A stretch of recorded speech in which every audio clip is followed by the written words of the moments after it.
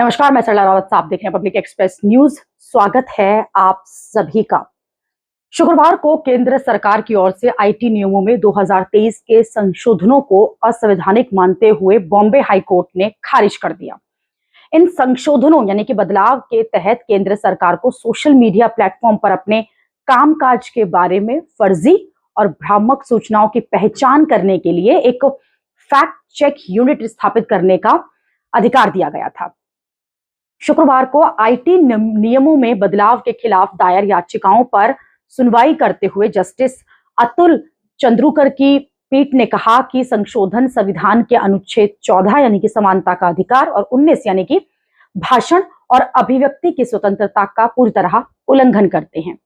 दरअसल केंद्र सरकार ने 2023 में आईटी नियमों में संशोधन किया था। सरकार इसके जरिए सोशल मीडिया पर या फिर ऑनलाइन प्लेटफॉर्म पर जिस तरह से फर्जी या फिर झूठी खबरों की पहचान करने के लिए एक यूनिट तैयार करना चाहती थी, जिसे फैक्ट चेक यूनिट यानी कि एफसीयू कहा जा रहा है। जनवरी 2024 में एक संशोधन के खिलाफ बॉम्बे हाई कोर्ट में याचिका दायर की गई थी, जिसमें कॉमेडियन कुणाल कामरा भी प्रमुख याचिकाकर्ता थे। उनकी याचिका में यह तर्क था कि इस नियम का दुरुपयोग सरकार जो है वो अपने खिलाफ उठने वाली आवाजों को दबाने के लिए कर सकती है। इस मामले पर न्यायमूर्ति गौतम पटेल और डॉक्टर नीला गोखले की खंडपीठ के बीच मतभेद हो गया था, जिसके बाद ये जो मामला है पूरा ये न्यायमूर्ति अतुल चंद्रूकर की जो बेंच है, पीठ है, उसको सौंपा गया। न्यायमूर्ति चंद्रूकर टाई ब्रेकर बेंच ने 20 सितंबर को संशोधन की असंवैधानिक करार दे दिया।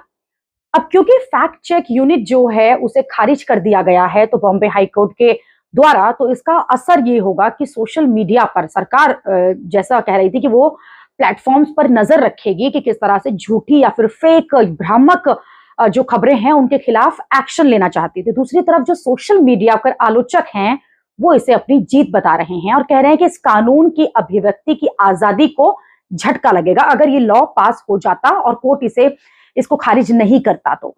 लेकिन सरकार ये चाहती थी कि जिस तरह से लगातार फैक्ट्स के बिना कुछ न्यूज चलाई जाती हैं और इस तरह से उन्हें क्रिएट किया जाता है कि सामने वाला उन पर विश्वास कर लेता है, तो इस तरह की खबरों पर नजर रखने के लिए फैक्ट चेक यूनिट तैयार की जानी चाहिए।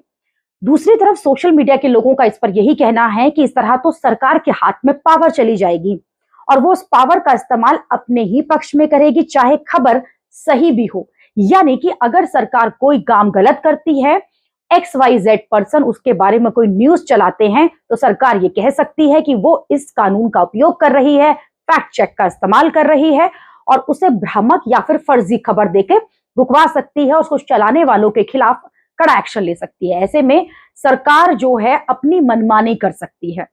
लेकिन बॉम्बे हाईकोर्ट ने अब आपको बता दें कि सरकार की जो ये पूरा जो कानून था, जिस पर सरकार चाहती थी कि फैक्ट चेक यूनिट उन्हें बनाने दी जाए जो कि अपने हिसाब से काम करे, जिसके अधिकार हो, उसको खारिज कर दिया है।